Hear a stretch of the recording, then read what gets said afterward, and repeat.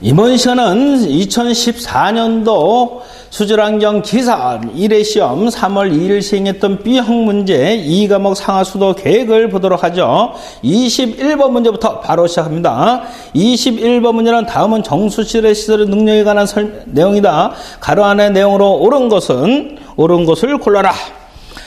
소비자에게 고품질의 수도 서비스를 중단 없이 제공하기 위하여 정수시설은 유지 보지 사고 대비 시설 개량 및 확장에 관한 대비하여 적절한 예비 용량을 갖춤으로써 수도 시스템으로 안정성을 높여야 한다. 이를 위하여 예비 용량을 감안하여 정수실의 가동률은 75% 내로 하는 것이 가장 적정하다라는 것을 기억해 두시고, 그 다음 22번의 문제는 도수관을 설계할 때 평균 유속의 기준으로 옳은 것은 도수관에서 자연 유화시킬 때 최대 허용 한도는 3m/s이며 최소 허용 한도는 0.3m/s라는 것을 꼭 기억을 해 두셔야 되겠다. 그렇다면 답이 3번이 될 것이고, 23번의 문제는 경사가 2%인 하수관과의 길이가 6,000m일 때 상류관과 하류관의 고조차는 얼마냐? 기타 조건은 고려하지 않는다라고 했죠. 아주 간단한 문제죠. 그 고조차를 H 미터라고 한다면은 6,000m 여기에 얼마? 1000분의 2가 되어지는 것이죠. 하면은 12m가 되어지겠다.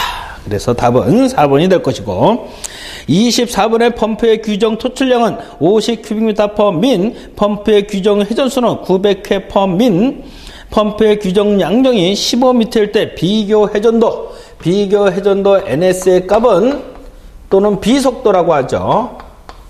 규정 양정 H의 4분의 3승분의 실제 펌프의 회전수의 유량 큐빅미터/민의 2분의 1승이 되어질 것이고, 규정 양정은 15m라 했으니까 4분의 3승의 회전수는 분당 900회 곱하기 유량은 50큐빅미터/민이었죠. 50에 2분의 1승 해주면은 얼마의 값이 나오냐면은 약 834.9 정도 나오니까는 835 RPM 분당 회전수에 해당한다. 이런 얘기죠. 25번의 문제에서 해수의 담수화 방식의 결정법, 상변화 방식, 상이 변한다. 액체에서 변화되는 것은 기체나 고체밖에 없는데, 그 중에 결정법, 고체로 바뀌는 방법에는 몇 가지가 있느냐? 그래서 두 가지가 있죠. 냉동법하고 가스수화물법. 여기에는 가스수화물법 하나 있죠. 26번의 자연부식 중 매크로셀 부식에 해당되는 것은 무엇이냐? 매크로셀 커다란 조건에서의 부식, 미크로셀 그러면 작은 부식이고 매크로셀이면 커다란 부식인데, 이 매크로셀의 부식에는 크게 콘크리트나 토양에 의한 부식, 그 다음에 산소의 농답 또는 통기차라고 하죠. 공기가 들어오고 나오고의 통기차, 그 다음에 이종 금속, 서로 다른 금속에 의해서 일어나는 부식은 매크로셀 부식에 해당한다. 그래서 답은 1번이 될 것이고, 27번의 문제는 상수철에 대한 침사지 구조에 관한 내용으로 옳지 않은 것은 표면부하율은 200에서 얼마? 500mm/민에 해당되고, 지내의 유속은, 평균 유속은 얼마? 2 내지 7cm/s를 표준으로 하죠. 지의 상단 높이는 고수위로부터 0.6에서 1m의 높이를 여유구로 두고, 지의 유효 수심은 3 내지 4m를 표준한다. 그래서 2번이 틀렸고, 26번의 문제는 정수시설의 착수구정의 용량 기준은 체류 시간에 1.5분 이상으로 한다는 것도 기억해 두실 필요가 있다. 그 다음 29번의 문제는 우수 및 함유 강도의 최소 간격에 대한 내용으로 오는 것은, 우수나 함유 강도의 최소 간격은 250mm를 기준으로 하며 오수 간격은 얼마를? 200mm로 기준하는 것이죠. 그래서 250mm.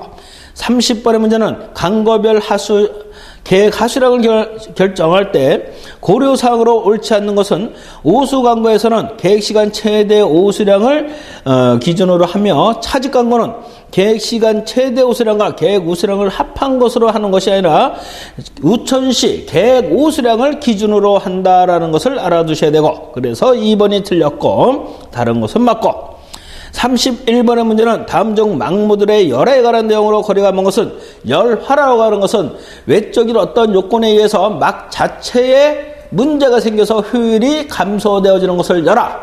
막 자체는 문제가 없지만 계속 거기에 어떤 스케일층이 붙는다든가 이러면서 결과적으로 효율이 떨어지는 것을 막의 파울링이라고 하죠. 그래서 장기적인 압력과에 의한 막 구조의 안미라 이런 것은 열화에 해당되고 건조되거나 수축으로 인한 막 구조의 비가역적인 변화 이것도 열화. 원수정의 고용물이나 진동에 의한 막면에 상처나 마모, 파단 등이 일어났을 때도 열화라고 하고 막의 다공질 부해, 흡착, 석출, 포착 등에 의한 폐쇄가 됨으로써 효율이 떨어지는 것을 막의 파울링이라고 한다. 그래서 답은 4번이 되겠죠.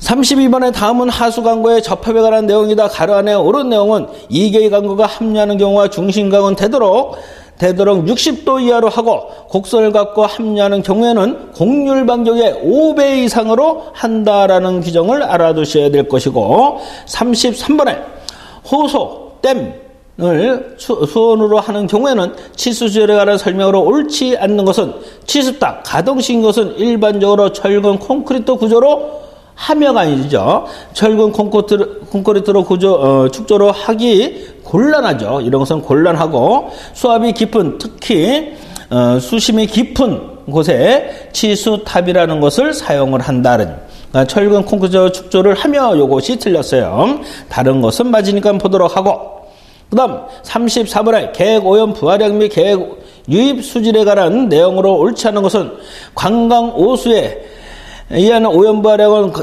당일 관광과 숙박으로 나누고 각각의 원단위에서 추정한다 그러면 맞다라는 것을 기억해 두시고 영업 오수에 의한 오염 부하량은 업무의 종류 및 오수의 특징을 감안하여 결정하고 생활 오수에 의한 오염 부하량은 1인 1당 오염 부하량을 원단위를 기초로 하여 정한다. 하수의 계획 유입 수질은 계획 오염 부하량을 계획 1을 최대 오수량으로 나눈다가 아니라 계획 1을 평균 오수량으로 나눈다라는 것을 기억해야 된다. 대부분이 최대 오수량을 기준하는데 요거는 평균 오수량으로 기준한다라는 것을 기억해 두셔야겠다. 그래서 4번이 틀렸고 35번에 하수 시절에는 우수 조정지의 여수 토구에 관한 내용으로 옳은 것은 여수 토구라고 하는 것은 항률용수 100년에 의한 강우의 최대 우수 유출량의 1.44배 이상의 유량을 방류시킬 수 있어야 된다라는 규정을 외워두실 필요가 있다. 그 다음 36번에 보면 하수도 배제 중 분류식 즉 오수만 통과되어지는 관이죠. 분류식관에 관한 설명으로 옳지 않는 것은 강고의 오접이 있어서는 안 되죠. 그래서 강고의 오접은 있게 되어지는데 이것은 철저한 감시가 필요하다. 없다가 아니라 철저한 감시가 필요하다라고 규정이 되어져 있어요. 2, 3, 4번은 맞으니까 보도록 하고 그 다음 37번의 문제는 말구평 하수광고의 장점으로 옳지 않은 것은 대구경 광고에 유리하며 경제적이다. 수력적으로 유리하다. 단면 운성이 간단하지는 않죠. 시공성이 우수하지도 않고 단면이 복잡하고 시공이 열악하다. 이런 것이 단점이다. 상반부의 아치 작용에 의한 역학적이 유리하다. 그러면 맞죠. 그래서 답은 3번. 38번에 정수 시절의 배수관의 수압에 관한 내용으로 옳은 것은 급수관의 기준이 있는데 급수관은 붕괴하는 지점에서 배수관 내 최대 정수압은 700kPa 약 7.2kg/square-cm가 초과되지 않아야 한다라는 규정을 알아두실 필요가 있다. 그러나 대표적으로 700까지 하지만은 평균적으로 얼마를 600을 기준하고 있죠. 그러나 최대로 본다면은 700이다.